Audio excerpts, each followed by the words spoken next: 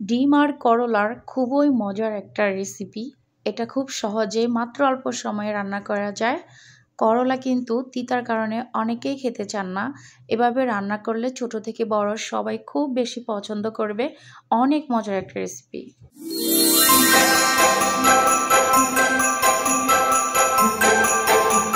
Hello everyone, আসসালামু আলাইকুম। সবাই কেমন আছেন? আশা করি ভালো আছেন। আলহামদুলিল্লাহ, আমি ভালো আছি।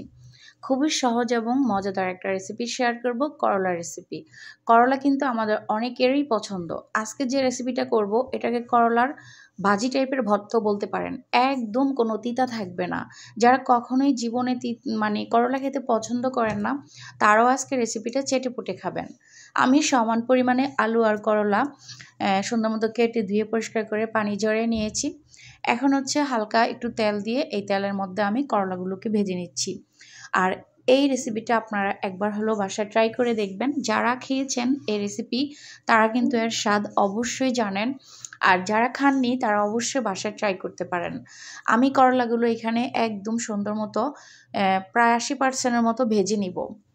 ফাইনালি দেখেন আমার করলাগুলো কিন্তু ভাজা হয়ে গেছে। আমি 2 মিনিটের মতো ভেজেছি করলাগুলোকে।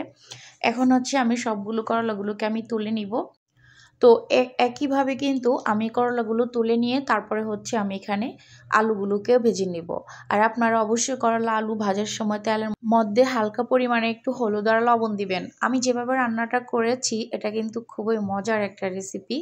আর তিতা তো কোনোভাবেই থাকবে না। আপনি যখন এটা খাবেন তখন মনেই হবে না যে করলা রান্না করেছেন। কোনো তিতা থাকবে না। জাস্ট একবার রান্না করে দেখতে পারেন। এই তেলের মধ্যেই হচ্ছে আমি আলুগুলোকে দিয়ে দিলাম। আমার আলুর সাথে 3টা কাঁচামরিচ কুচি করে দেওয়া আছে। তো আমি আলুগুলোকেও সুন্দর মতো প্রায় 80% মতো সিদ্ধ করে নিব এবং ভেজে নিব। এভাবে ভেজে রান্না করলেই আর যে তিতা ভাবটা থাকে করলার সেটা কিন্তু চলে যায়। তো দেখেন আমার কিন্তু আলুটাও ভাজা হয়ে গেছে। আমি এখন আলুটাও নেমে নিব। তো আলুটাকে আমি নামাই নিয়েছি। এখন হচ্ছে আমি এই কড়াইয়ের মধ্যে আবার রান্না করে নিব। তো দিয়ে দিলাম একটু তেল। আমার এই ফ্রাই প্যানটা এত পরিমাণে ভালো, আপনি অল্প তেলে অনেক রান্না করতে পারবেন। তারপরও তেল থেকে যায়।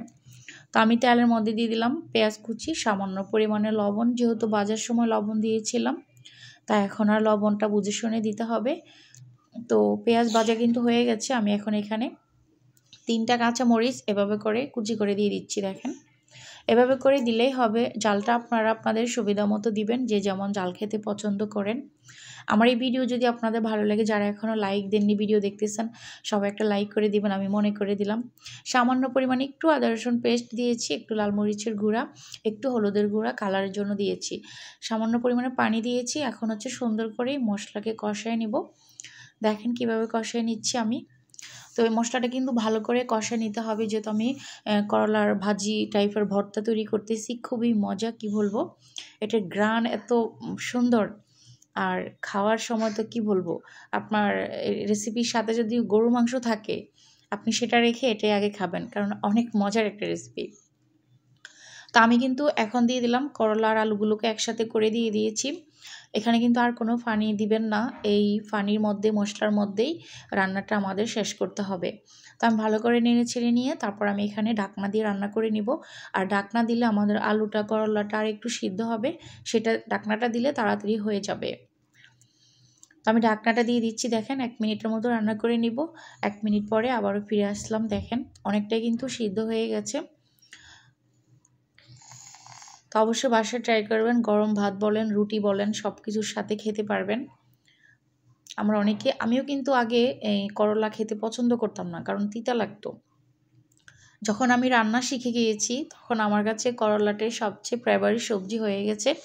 আর করলা কিন্তু আমাদের স্বাস্থ্যের জন্য খুবই ভালো। তো দেখেন আমি খুব সুন্দর মতো করে রান্নাটা করে নিচ্ছি। আপনারা একবার হলো বাসায় ট্রাই করবেন, আশা করছি খুব ভালো লাগবে। তো আমার আলু সব সিদ্ধ হয়ে গেছে। এখন হচ্ছে আমি এগুলোকে আর একটু রান্না করে নেব। রান্না করে নিয়ে আমি চারপাশে দেখেন করলাগুলোকে দিয়ে দিচ্ছি। তো আমার ভিডিওগুলোকে কোথায় থেকে দেখেন একটু কমেন্টস করে জানাবেন। দেখেন আমি এ পর্যায়ে একটা ডিম দিয়ে দিলাম, আর ধনিয়া পাতা কুচি দিয়ে দিচ্ছি। যারা ধনিয়া পাতা পছন্দ করেন তারাও দিবেন, যারা করেন না তারা দেওয়ার প্রয়োজন নেই। তো আমি ধনিয়া পাতাটা দিয়েছি, যেহেতু আমি করলার ভর্তা তৈরি করতেছি, ভাজি টাইপের ভর্তা খুব ভালো লাগে। তো ডিমটা এখন আমি ভেঙে নিব, ভেঙে আমি করলার সাথে মিশিয়ে নিব।